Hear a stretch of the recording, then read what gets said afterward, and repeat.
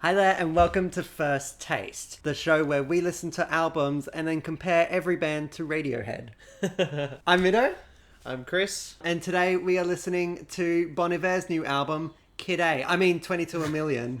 Bon Iver. Bon Iver is a one-man band from Wisconsin, by which I mean he is obviously a one-man band with the drum on the back the hi-hat. And does everything. Got like a harmonica as well. Yeah, the harmonica that comes off, He doesn't need an introduction. Like, everybody knows who Bon Iver is. He's the most mainstream indie artist out there without actually ever hitting top 40. But see, I'm a bit of an outsider. I, have a pretty bad amount of knowledge about Bon Iver and Justin Vernon. I mean, I've heard Skinny Love, but that's because that song got really popular. Yeah, so I heard it everywhere. And I'm not proud to say, but I got a bit sick of it because people are really irresponsible when they play songs. I call it, Lord syndrome. And I mean, I've heard Kanye, so I've heard Bon Iver. I'm surprised that you've managed to avoid him so well. Yeah, well, there's been no strategy or game plan. I just haven't done it. Bon Iver Virgin. I, on the other hand, know Bon Iver and really like Bon Iver. His first album was Forever Ago, and it's just indie folk at its purest and finest. But then his second album came along, and it was called Bon Iver by Bon Iver. It was total opposite, very lush instrumentals, quite epic and ambitious in moments, and he totally pulled it off. Apparently, he doesn't like the idea of fame. Okay. He said there was too much pressure on him to make music at that point. So he faded for about 5 years before this album. So made him a bit of a recluse kind of thing, or? He's been making music and obviously appearing on Kanye West albums, which is one way to definitely not be famous. Yeah. And then he just hypes this album to eternity. So I don't know what's going on with him. This album, 22 a Million, it's meant to be really different. That track listing is just gibberish. Yeah, it's wingdings. I guess what I'm expecting from this album is something completely different to what his previous two were like. Very glitchy. And if it's not, I'm going to be a bit disappointed. If it doesn't kind of blow my mind a little bit, I think I'll be a little bit disappointed by this album. So no expectation, It's pretty low. I'm trusting you with this album. Okay. Mido. Better be good. Don't trust me. I don't trust Bon Iver. Okay, I'll trust Justin. I'll trust him. Justin. Bon Iver means good winter in French, which is a greeting of some sort. Very seasonal. So we have gone with what is called a peppermint patty. And it's essentially a hot chocolate that has been spiked with peppermint schnapps and a couple of other chocolate and peppermint liqueurs. Sick. It's probably going to be awful because I made this from scratch. I'm sure it'll be fine. We'll find out. All right. Oh, that's actually really well good. Well done, mate. Oh. Well done. I don't know if you can be ready for this album. Yeah, how do you brace yourself? Chipmunks. They're all the rage this year. That's nice. That's very Bon Iver. That's him. That's the sound he makes. Yeah. That's... Put a microphone on him, that's the sound he makes. Exactly, yeah. Not even edited. No. It's one way to listen to this like this, but it'd be really great to listen to this on headphones. Yeah. I'm probably gonna do that immediately afterwards. Just shut off all your other senses to dark room headphones. Yes. I mean, maybe it's gonna build up, but this is much more tame than I was anticipating. Well, there we go. Yep. That's what I was expecting. This is robotic. I mean, it suits his vocal style really well. He literally hasn't changed his vocal style at all, which is really surprising. Yeah. Oh, man. Really cool textures. Strangely, there's a beat there. Yeah. I'm gonna do it. I'm gonna compare it to Radiohead. It's like some of the digital beats that Radiohead have. Yeah. I know. I think every band gets compared to Radiohead. Yeah.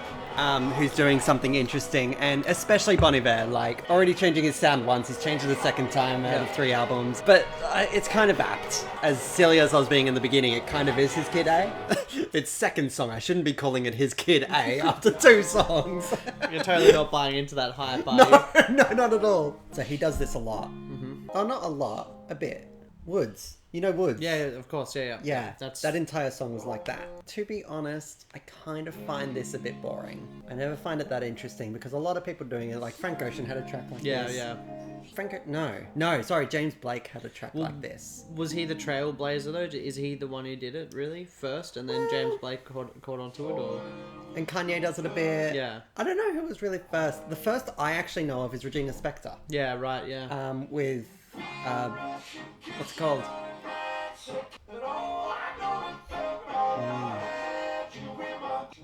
I take it back. That's pretty that cool, was like- interesting, yeah. I mean, technically it's a cappella, so it's very future a cappella. Hide and Seek. That's the name of the Regina Hide and Spektor Seek, song. Yeah, no, I don't find it that interesting. I've heard, like, there's only so much you can do with an a cappella auto-tuned voice like that. Yeah, it's too early to say, but do you agree with the placement of it then? It was really early, wasn't it? Yeah, it's kind of like getting it over and done with. I guess so. Yeah. But I question its purpose at all. I really like that piano tune, actually. The melody there. It doesn't seem quite right, but I don't mind it. I'd be happy as hell if you'd stay for tea. Great. In Final Fantasy VII, there's this guy called Sid, and he has my favorite quote, which is, "Sit down and drink your goddamn tea." It's my life motto. I'm feeling a little let down because of the track listing. Yeah. The track listing made me think it would sound like this. If you hadn't seen the track listing, it would have got you by surprise. Is that kind of what Yeah, you mean? Yeah, exactly. Do you feel the same, or like having Yeah, not like listened to Bon Iver? it was made a novelty too quickly because of the track listing. Yeah. Oh, it looks like code. It's going to be digital. It's going to be very digital. It's gonna be sounding glitchy. and- yeah, glitchy. Yeah. Not even that glitchy so far. No. People like 103 are making it like much Oh more, my goodness, that man. much more difficult to so listen good. to. Actually, yeah, that's a good point. Like, while he is making it very interesting, he's not making it difficult No. to listen to. That's the thing. It's not dense. He doesn't want to alienate people. Yeah. Gateway drug to glitchiness. There's a very slight like Coldplay or Chris Martin aspect to his voice. So Is it just because it's like a traditional sort of yeah, good kinda, singing voice? Kinda, yeah. Is Yeah. it because it's objectively good? Yeah. Whenever he goes into his upper register, he always like distorts it. Yeah. Very slight orchestration in the background to Yeah. the song. It's really nice. Like swelling a little bit now, but yeah, it's pretty low. Always so much going on though. I think I'm gonna have to let this album become a part of like my iPod, Yeah. and I think it'll become a part of it really quickly, and that's when I'll really grow to love it. Yeah. I think as a first listen. Yeah, That's pretty cool. You see that? Like, he's really distorting. Yeah. He's still very Bon Iver. I know you can't really tell that because you don't know, but Yeah. it still sounds like a Bon Iver album, which is crazy. And I was not expecting that. I thought he was just going to completely change direction. But it's more of a natural progression into electronic. It's less Kid A and it's more Age of Odds. Age of Odds sounds like a Sufjan album, just electronic. And that's what this is. It's just a Bon Iver album, but electronic. Yeah. It's not Kid A, which was just a complete, like... Overhaul. And, Yeah. like no instruments. Yeah, it didn't sound Yeah. like Radiohead, Yeah, it was apart from crazy. Tom York. Yeah. This has still got that remnants of Bon Iver. He's not going to alienate any No. of his fans by this, I don't think. On the same Ooh. card, I suppose you could say it's not as risky either. If I could pronounce this song, I'd say I like this song. It is just 666 upside down T. This is okay. Yay, drums. Yeah, finally. It only took us, what, 5 tracks, 6 tracks? Oh, it's so... I'm just really surprised at how much it is reminding me of the second album. Yeah. Yeah, it's polar opposite to that album, but it's really similar as well. Yeah, those drums are great. Really cool. Really brings a sense of scale to the song. When there's no drums in the rest of the album and then they just suddenly bring it in, it's like really meaningful. Yeah, definitely. One of my favorite artists that does that is Joanna Newsom. Yeah. When she brings drums in, it's just like... It's pretty special. yeah, it's so good. That's very ambient. That was a When mouse there's a click. mouse click, yeah. That was so a mouse That click. was definitely a mouse click. Great textures there too. Yeah. Sounds like some kind of animal. Yeah, some sort of dying animal. Yeah. Being sucked into a vortex. Yeah. Eternally through a black hole as time dilation sets in. He's really captured that well. Yeah. Yeah. I mean, I personally have not gone through time dilation No. being sucked into the vortex of a Yeah. black hole. but I feel like I have. I've lived a pretty black hole free life. Yeah? Yeah. Okay. Lacking in the black hole department.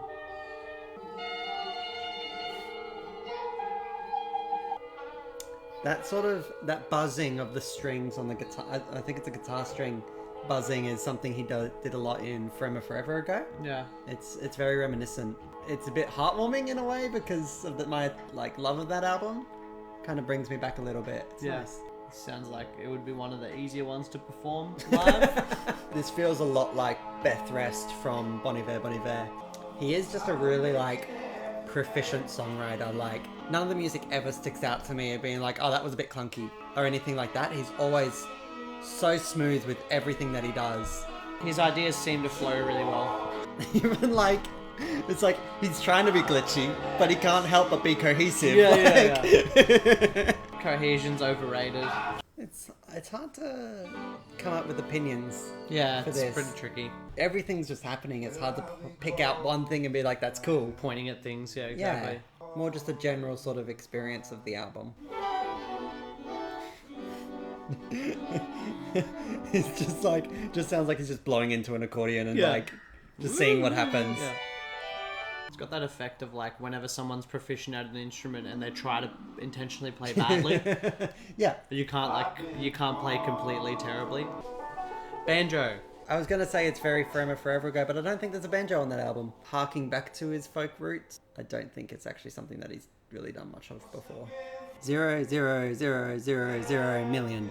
You could have just said million. Those are insignificant figures. The melody of the song seems very much like a hymn.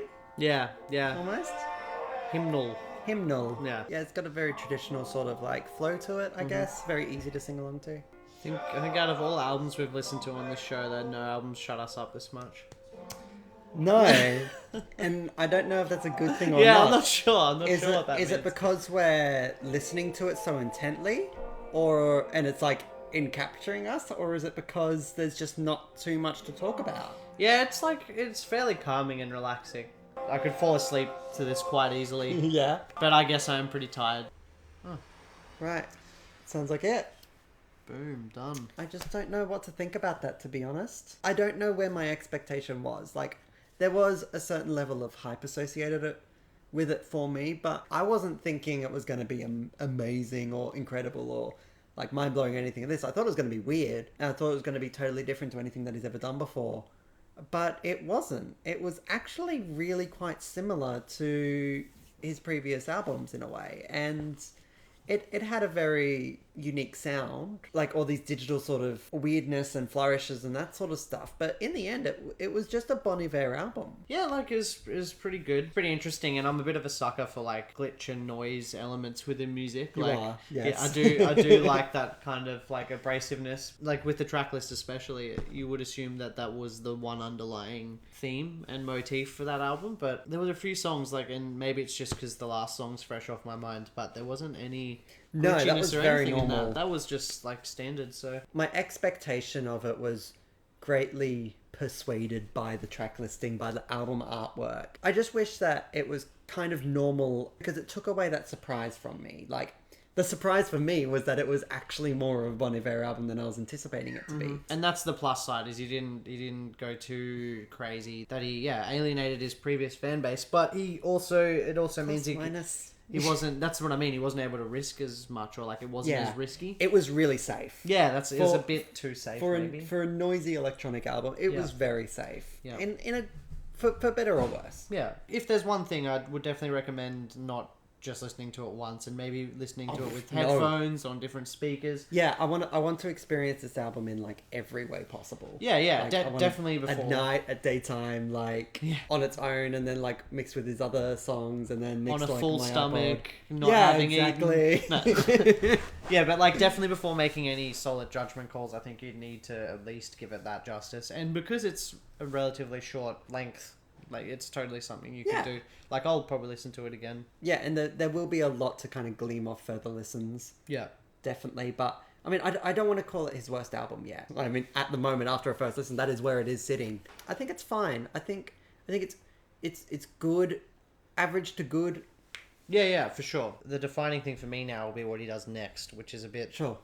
silly because like we just waited 5 years for this. So like in terms of seeing if this is now just a shift he's made and is going for, or if it's Yeah. more of just a fad. Maybe we'll go back to more of a folky Forever sort of vibe, but who knows? We'll hear from him again. We just have to be in the right alleyway to hear his next album. All right. Great. Well, thank you so much for joining me, Chris. Thanks for having me. Thank you so much for watching as well. Let us know if you like it. We've got another one coming next week, which is already filmed, so it's definitely coming. Because we're really sneaky. Sneaky. All right, guys. See you later.